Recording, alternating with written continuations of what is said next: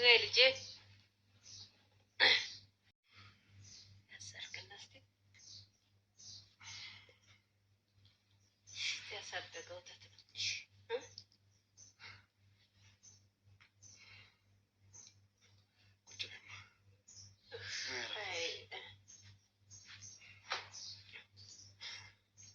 አሁን ሁላ ነገር ተሸክምሽ ከዛ ወጣሽ ምንድነው? እሺ ወይ ጉድ!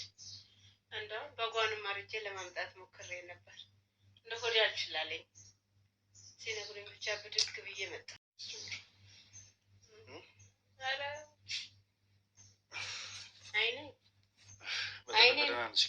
አይኔ ሳላይ አይ መምጣትሽማ ደስ ብሎኛል እኮ ግን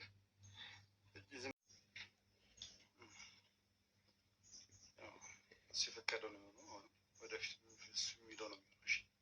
አንቺ ምን እንዳትጨነቂ፣ እንዳታስቢ፣ እንዳታማሪ፣ እንዳታለቅሽ። አልቅሽስ ምን አደረገዋል? ካመጣው ምን ይባላል? ወደ እሱ አቤት ነው እንጂ ይማርልኝ የኔ ጌታ። እኔን ሆዴን አይቶ ይማርልኝ እንደው ለመሆኑ ሰላም ጤና ይስጥልኝ። ውድና የተከበራችሁ ውድ የሆናችሁ የኔ ቤተሰቦች እንዴት ናችሁ? ሰላም ናችሁ? ሰላማችሁ በያላችሁበት አቅጣጫ ሰላም ፍቅር እየተመኘሁላችሁ ዛሬ በአዲስ ነገር መተናል።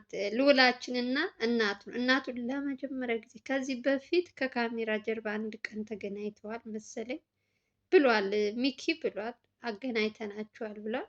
ዛሬ ግን ፊት ለፊት መተውላችኋል። እናቱ ስታየው አይዶን ነው ምን ብዬ እንደምነግራችሁ። ትናንት የተለቀቀውን ቪዲዮ አይታችሁ ሊሆን ይችላል። ስለ እህትና እናትየዋ ቀርባ ሲናገሩ የነበሩትን ዛሬ በልዑል እናቱን ሲያይ እንዴት እንዳለቀሰ እንዴት አንጀቴን እንደበላኝ በቃ ምን ያክል ቤተሰቦቹ እንደጎዱት ምን ያክል እሱን እንደማይፈልጉት የእሱን ውድቀት እንደሚፈልጉ በጣም ተሰማው ከልብ። ወንድ ልጅ እንደዚህ ሲያለቅስ እኔ በጣም ይከፋኛል። ሴት ልጅ እንኳን ኦኬ ምንም እንትን አትሉም። ወንድ ልጅ ግን እንዲህ ስቅስቅ ብሎ ሲያለቅስ አያሳዝናችሁ? ከልቡ ተሰምቶት እውነት እንደኔ ከሆናችሁ እኔ ወንድ ልጅ እንዲያለቅስ አልፈልግም። ሴትም ታልቅስ እያልኩ አይደለም፣ ግን ሴት ልጅ ትሻላለች በማለት ነው። እና እናትና ልጅ ዛሬ እንግዲህ ከስንት ቀን በኋላ በጣም ቆይቷል ከተገናኙ። ልዑል እንዴት ነው እያላችሁ ስጠይቁኝ የነበራችሁ ደግሞ አሁን ላይ ለውጥ አለው በጣም ያው ጭንቀት አለ ከውስጣችሁ የሆነ የምታስቡት ጭንቀት የሆነ እንትን ካለባችሁ የሆነ በቃ ምንም እንትን ልትሉ አትችሉም። ልባችሁ በአንድ ካልሆነ የምታስቡትን ሁሉ ነገር አንድ እንትን ካልሆነላችሁ ሞር ሁልጊዜ ስለ ዘመዶቹ እናቴ ምን አረጋት ወንድሜ እንዲሆነ እንደዚህ እያለ የሚጨናነቅ ከሆነ ህመሙ ጋር ለማገገም ትንሽ ከባድ የሆነበት ልዑል ጭንቀት ይመስለኛል። ግን ደግሞ ጸበል እየተጠመቀ ስለሆነ በጣም ደህና ነው። እናቱን ሲያይ ትንሽ ተረብሿል። እናቱም እንደዛ ሆኖ ስታየው ከነገ ዛሬ ይሻለዋል፣ ቁሞ ይሄዳል፣ ወደ ስራው ይመለሳል ብላ ስትጠብቅ ከጊዜ ጊዜ ልዑል ደግሞ ለውጥ እያመጣ ነው። ግን ደግሞ እንደ በፊቱ ራሱ ቁሞ እንደዚህ ወደ ስራ ለመምጣት ምናምን ትንሽ እንትን ያንሰዋል መሰለኝ። ለዛ ነው እንግዲህ በደንብ እስከሚያገግም ድረስ አሉ ከጎኑ እነ ኤርሚያስ እግዚአብሔር ይስጣቸው። ይሄ ኤርሚያስ የተባለ ልጅ ግን እውነት በደንብ እንድትመርቁት በእኔ ስም እጠይቃችኋለሁ። በጣም መልካም የጓደኝነት ጥግ ኤርሚያስ ብቻ ሳይሆን ሚኪ በጣም ልዑል ከታመመ ቀናት ጀምሮ እንዲስተነጥለው ታያቁ። በጣም እኔ አላቅም እንዴት ብዬ እንደምነግራችሁ። እናትና ልጅ ሲገናኙ ልዑልም ልዑል ነው፣ ሆደ ባሻ ነው። እናቱም እንደዛው ነው። የልዑል ነገር ተኝቶ ማየት ለእሷ ምን ያክል ከባድ እንደሆነ ታውቃላችሁ። በተለይ በሱ በቤተሰቦቹ ዙሪያ ባለፈው በጣም አስጨንቀው እናቱን ያንን ነገር ባልነግርህ እኮ አትታመምም ነበር እያለች በእሷ ጥፋት በእሷ እንትን የታመመ መስሏት አላወቀች ጉዷን። እሱ በዛም አለ ማንም ሰው በቀለበት አለ በምን አለ ልዑል የታመመው በራሱ ቤተሰቦች ነው እንጂ በእናቱ ምክንያት አይደለም። እናቱ ሚስጥር ስለደበቀችው እናቱ እንትን ስላለችው አይደለም።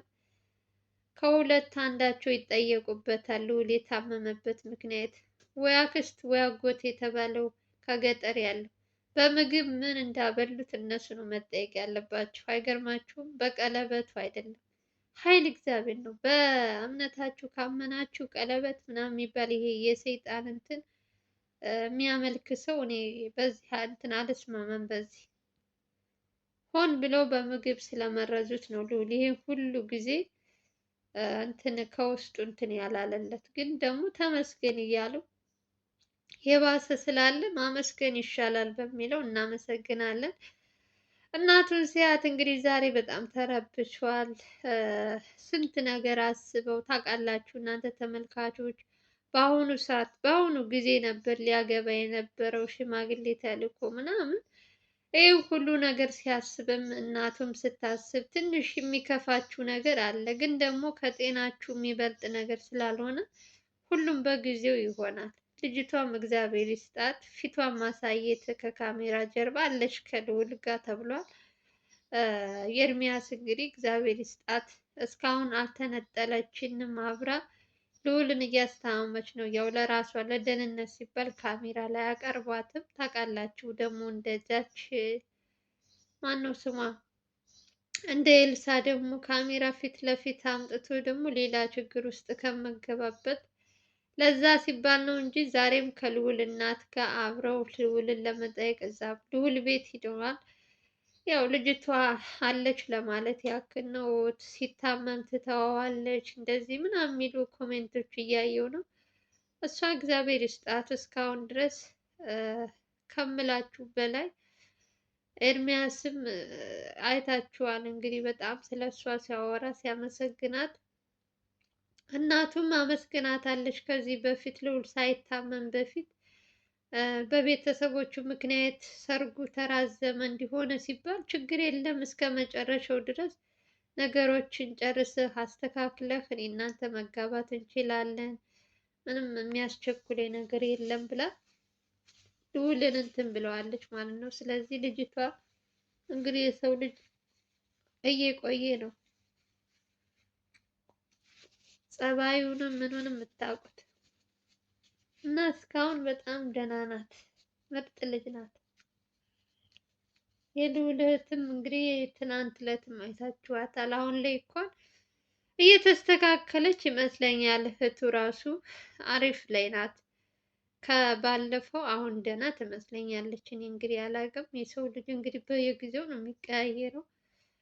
ሞት ደግሞ በጣም ደስ ያለኝ ነገር ቢኖር እናቱ አዲስ ነገር አለ ብላለች። የልዑል እናት ምንድን ነው አዲስ ነገር የሚለውን በቀጣይ ማሳውቃችሁ ይሆናል። እንግዲህ እኔ በግምት አላውቅም፣ ዝም ብዬ ማውራት አልፈልግም፣ እናንተንም እንትን ማለት አልፈልግም።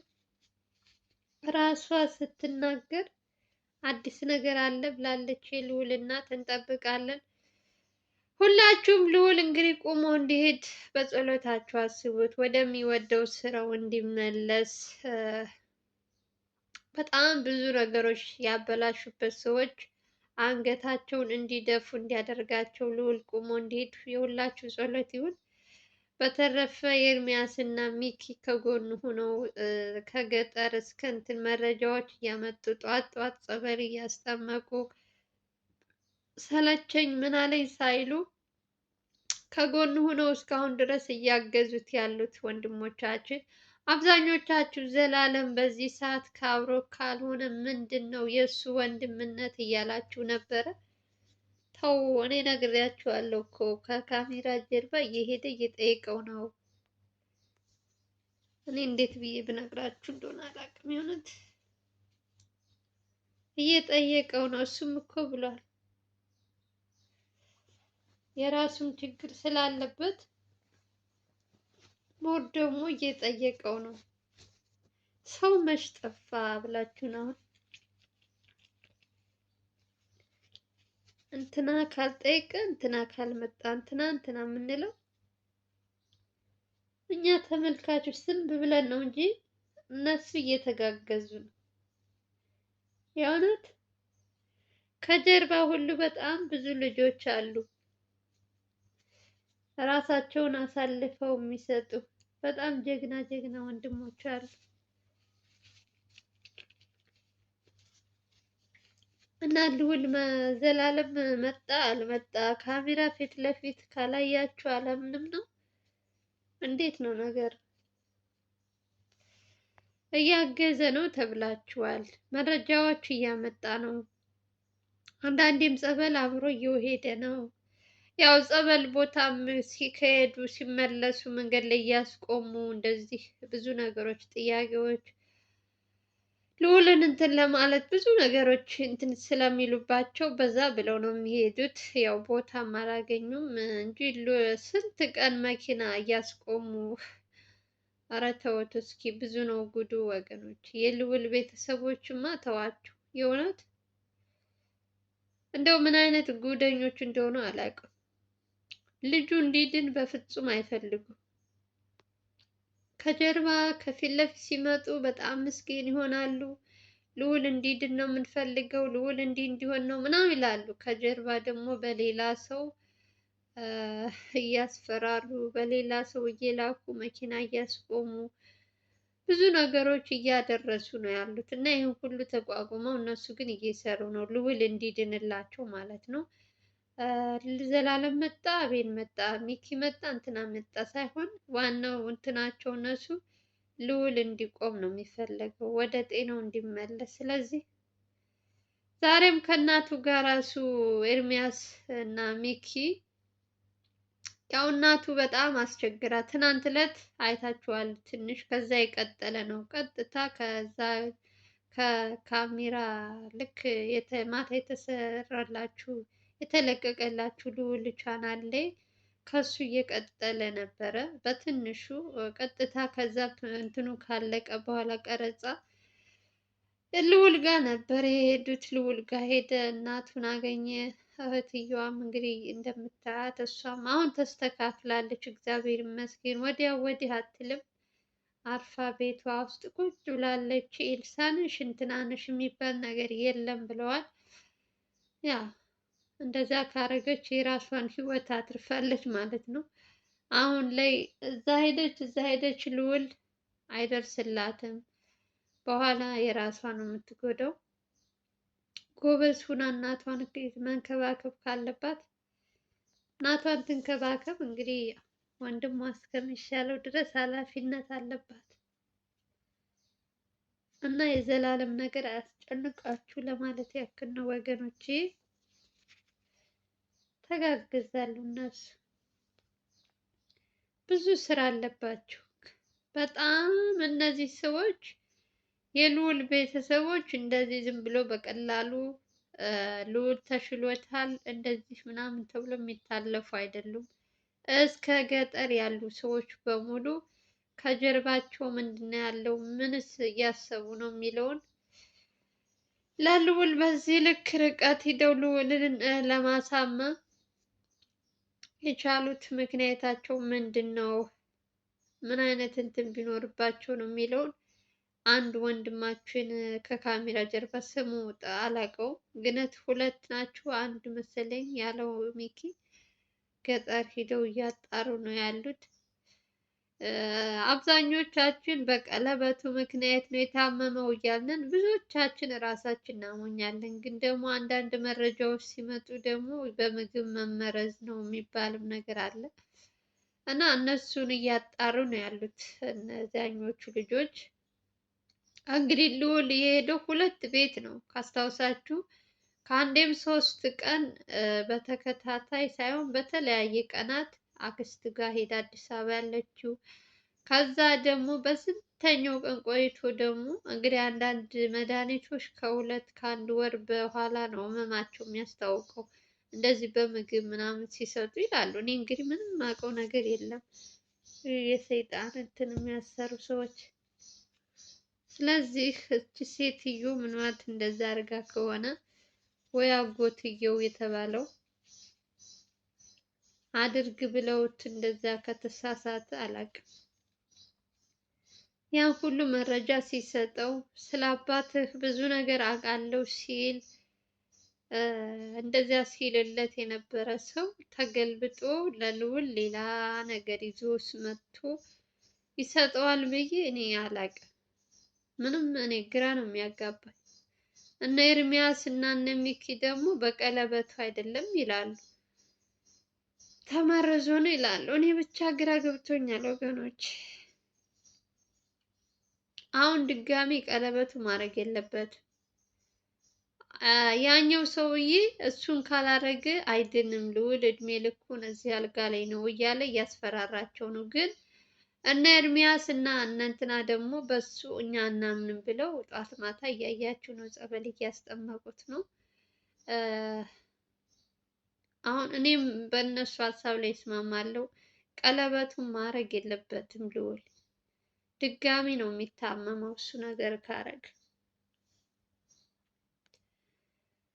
ለማንኛውም ስለ እሱ ሳይሆን ማወራችሁ ስለ እናትና ስለ ልጅ ዛሬ መገናኘታቸው ነው። እንግዲህ እስኪ በትንሹ እኔም አሳያችኋለሁ ምን እንደተፈጠረ። በተረፈ የዛሬው ቪዲዮ ይህን ይመስላል። ልዑላችንን ሁላችሁም በየሃይማኖታችሁ ጸሎት አድርጉለት፣ ወደ ስራው እንዲመለስ ሙሉ ጤናው እንዲመለስለት። በተረፈ ሰላም ፍቅር እየተመኘን በሌላ ቪዲዮ እንገናኛለን። ሀገራችን ኢትዮጵያን ሰላም እና ፍቅር ያምጣል እያልኩኝ ለምታበረታቱኝ የእህት ወንድሞች ከልብ ነው አመሰግነው። ሰላማችሁ ይብዛልኝ ባይ